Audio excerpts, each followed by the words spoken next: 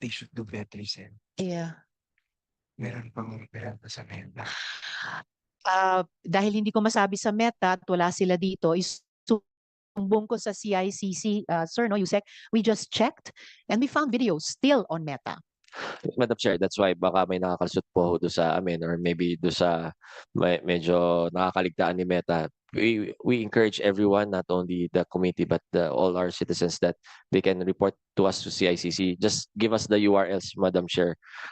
If the committee can provide us the URL right now, we can relay it back to Meta so we can monitor if the post has been taken down, Madam Chair. Thank you, Madam Chair. Thank you din, Yusek. Pero siguro hindi dapat CICC magligpit ng kalat ng Meta, no? Of course, the committee supports yung panawagan nyo sa ating mga netizens.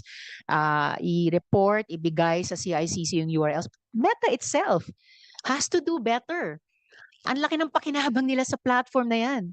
Hindi nila dapat hayaan na ang mga nagpapa-viral sa ganyang klaseng content or worse, mga malign actors na gumagamit ng ganyang klaseng content para sa serious violence, para pa sa NVE in other cases, ay magamit ito. So, wala man dito physically ang Meta, nagko-call out ang komite sa kanila. You have to do better, no?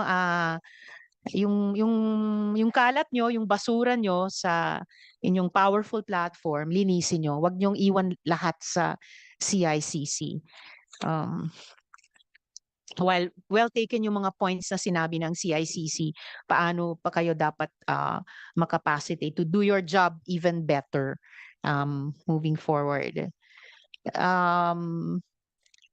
So how many more to go sa mga video na yan?